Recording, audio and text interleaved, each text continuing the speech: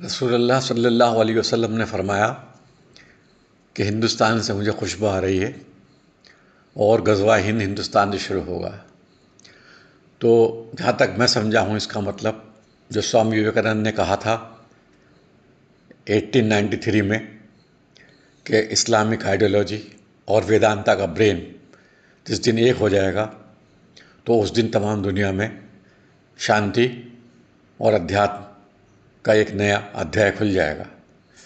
तो मैं समझता हूँ कि आज वो दिन शुरू हो गया है। मैं महसूस करता हूँ कि अब जैसे बहन हर्षिता मिश्रा अपनी वीडियो में हमें बार बार बताती हैं और भी बहुत से लोग हमें बताते हैं, और जो हमारी कमियाँ हैं ख़ासतौर से मुस्लिम कम्युनिटी को अल्लाह ने ज़वाल याफ्ता या रुसवाई के उसमें डाल दिया है, रहमतें उससे हटा ली हैं, उनको बताते हैं ये लोग। तो मैं समझता हूँ इस वीडियो गौर से सुने और समझें तो बहुत आपको फ़ायदा होगा। और इंशाअल्लाह जो अल्लाह का प्रोसेस है कि आपको रुसवाई से इज़्ज़त में लाना, अगर आप इसको समझ कर अपने ज़िंदगी अमल करेंगे तो आप बहुत जल्द रुसवाई के ज़वाल से बाहर आ जाएंगे और खुदा के पसंदीदा मखलूक बन जाएंगे इंशाअल्लाह। जिस कौम की गरीबी और लाचारी की हालत आज़ाद भारत में बदनुमा दाग बन चुका हो, उस कौम को कमर हिलाने से ही फुर्सत नहीं मिल रही है। जो कौम एक दिन के मुशायरे के लिए लाखों रुपए पानी की तरह बहाने में यकीन रखती हो, उसे स्कूल की क्या जरूरत, उसे कॉलेज की क्या जरूरत, उस कौम को यूनिवर्सिटी की क्या जरूरत। पर नहीं साहब, बिल्कुल नहीं। स्कूल, कॉलेज, यूनिवर्सिटी ये सब फालतू लोगों के काम। जो कौम अपनी बहन बेटियों के हिजाब और दुपट्टे की हिफाजत नहीं कर सकती, उस कौम से क्या ही उम्मीद की जाए। कम से कम मुसलमानों को इकट्ठा होकर अपना स्कूल और हॉस्पिटल ही खोल लेना चाहिए।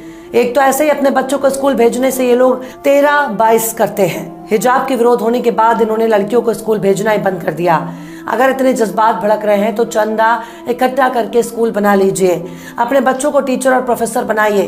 अपने बच्चों के लिए हर इलाके में ना सही कम से कम कई गांवों का चंदा इकट्ठा करके एक हॉस्पिटल और एक स्कूल तो खोल ही सकते हैं। इस वक्त पूरी दुनिया में गजा और फलस्तीनियों को याद किया जा रहा है, पर हमारे साउथ एशिया में क्या गजब की नौटंकी देखने को मिल रही है।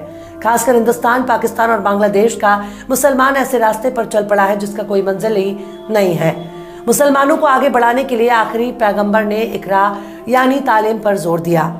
हर मुसलमान को तालीम हासिल करना बिल्कुल जरूरी कर दिया, यानी मुसलमान को हर हाल में शिक्षा हासिल करना अनिवार्य हो गया। पर भारत के मुसलमान खुद को अपडेट करने के लिए 15,000 का फोन ले सकता है, पर 5,000 की एडमिशन फीस भरने में नानी याद आ जाती है। स्कूल कॉलेजों में भेदभाव के शिकार भी मुसलमान होते जा रहे हैं। इनके पास ना तो कोई सामाजिक लीडर है, ना ही पॉलिटिकल लीडर।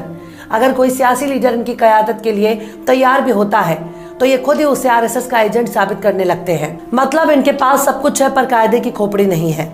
बच्चों को हायर एजुकेशन से बिल्कुल दूर रखना चाहते हैं। खासकर लड़कियों के मामले में मुसलमान दिन ब दिन पिछड़ता जा रहा है। ये एकजुट होकर दरगाह बनाने के लिए पैसा इकट्ठा कर सकते हैं, एकजुट होकर कव्वाली के लिए चंदा वसूल कर सकते हैं, एकजुट होकर मुशायरे के लिए चंदा बटोर सकते हैं, एकजुट होकर महज एक रात के लिए बड़े शायर को बुलाने के लिए 5 लाख का चंदा इकट्ठा कर सकते हैं, पर एकजुट होकर खुद के लिए स्कूल, कॉलेज, यूनिवर्सिटी बनाने के लिए पैसा इकट्ठा नहीं कर सकते। फिरका परस्ती के नाम पर आपस में लड़ाने वाले मौलाना की तकरीर के लिए इनके पास पैसा है, पर अपने बच्चों को पढ़ाने के लिए ना तो इनके पास पैसा है, ना ही हौसला। एक फर्जी मुकदमा अगर पड़ोसी पर दर्ज हो जाता है तो हफ्तों तक मोहल्ले वाले उसके घर की तरफ नजर उठाकर भी नहीं देखते। यह है मुसलमानों का हाल। यूं ही कोई बुलडोजर लेकर नहीं पहुंच जाता। मुर्दों के बीच हर चलने फिरने और टोपी लगाने वाली लोग जिंदा नहीं कहे जा सकते।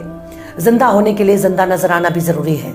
इनके पास सब कुछ है, पर इकट्ठा होकर अपना नेता चुनकर संसद और विधानसभा में पहुंचाने की ताकत नहीं है। अगर मुसलमानों के बीच से कोई एक नेता खड़ा हो जाता है, उसको गिराने के लिए खुद इन्हीं के बीच से एक और मुसलमान खड़ा होकर मुकाबला करता है। लिहाजा ऐसे ऐसे लोग चुनाव जीतकर मुसलमानों के सिर पर तांडव करने लगते हैं, जिनको मुसलमान तो छोड़ दीजिए, हिंदुओं में ही ज्यादातर लोग नहीं जानते। मतलब आपस में लड़कर ये दूसरों को जिताने में यकीन रखते हैं, पर औकात नहीं है कि खुद का कोई नेता चुन सके जो इनकी सदन में आवाज पहुंचा सके। इस वक्त मुसलमानों ने बस एक ही महारत हासिल कर ली है, और वो है थाना। मुस्लिमों में कोई नेता मिले ना मिले, लेकिन दलाल जरूर मिल जाएंगे जो थाने की दलाली करते हैं, जो आपके बीच में घुसकर मुखबिरी करते हैं और दारू मुर्गा के लिए अपना ईमान बेच देते हैं। इसी तरह से जमीन की दलाली में मुसलमानों ने झंडे गाड़ रखे हैं। अगर शहरों की बात की जाए तो इनको पैसे की इतनी हवस है, ये दाढ़ी टोपी कर दलाली करते हैं। ताकि दूर से कोई भी इनके बहुत बड़ा मुत्तकी और परहेजगार आदमी समझे, पर इनकी दाढ़ी के पीछे सारे ऐब छिपे हुए हैं। मिसाल के तौर पर दिल्ली का ओखला देख लीजिए। जब से दिल्ली और दिल्ली के आसपास के इलाकों में हिंदू मुस्लिम के बीच नफरतों का सिलसिला शुरू हुआ, तब से ही हर कोई सीधे ओखला में आना चाहता है। यहाँ कई इलाके ऐसे हैं जहाँ अवैध इमारतें बनी हुई हैं, जहाँ जरूरत पड़ने पर एम्बुलेंस और फायर ब्रिगेड भी नहीं घुस सकते। ऐसे इलाकों में किराए पर कमरे और फ्लैट की दलाली इतनी जोर शोर से चल रही है कि ऐसा लगता है कि मानो मुसलमान इलाके के नाम पर आपको गर्दन काट कर पैसे गाली लेने लगेंगे। दरगाहों के बाहर इन लोगों की बड़ी बड़ी दुकानें मौजूद हैं, जहाँ ये रूहानी इलाज के नाम पर अपना धंधा चला रहे हैं। मतलब जिस झाड़ फूक और जादूगरी को इस्लाम में हराम करार दिया गया, जिस झाड़ फूक के धंधे में पाए जाने पर मुस्लिम देशों में सजाए मौत का प्रावधान मौजूद है, वही झाड़ फूक मौलवियों का धंधा बन चुका है। झाड़ फूक के नाम पर ये लोग जिन्नातों को अपने वश में करने का दावा करते हैं, पड़ोसी को पड़ोसी का दुश्मन बना देते हैं, भाई को भाई के जानी दुश्मन बना देते हैं। अगर इनके पास इतनी ताकत है तो इजराइल जाओ और नेतन्याहू का डायपर निकाल कर लाओ। अगर इनमें इतनी ताकत मौजूद है तो जो बाइडेन से छैया छैया गाने पर डांस करके दिखवाओ। पर यकीन मानिए, अगर मुसलमान दीन दुनिया के इल्म से बिल्कुल अनजान रहेगा तो उनके साथ ऐसा ही होगा। मुसलमान चुपचाप खुद का स्कूल, कॉलेज, यूनिवर्सिटी, यहाँ तक कि हॉस्पिटल भी बना सकते हैं, पर इसके लिए मुशायरे से दूरी बनानी पड़ेगी। लाखों रुपए लेकर एक रात के लिए शायरी करने वाले भाड़े के शायर कभी आपके नेता नहीं बन सकते। पीर मौलवियों और तकरीर करने वाले मौलानाओं के पीछे पैसे बर्बाद करने से अच्छा है कि खुद के लिए स्कूल तैयार करो, अपने बच्चों को बड़े से बड़ा कारोबारी बनाओ, वरना आपकी औकात केवल सरकारी फाइलों में कैद हो जाएगी। इसलिए दहेज के पीछे मत भागो, पहला वाला प्यार के चक्कर में मत भागो, इश्क मोहब्बत की पैतरेबाजी में मत फंसिए, अपनी मंजिल की तरफ दौड़ लगाओ, वरना तुम्हारी आने वाली नस्लें तुमको लानत भेजेंगी।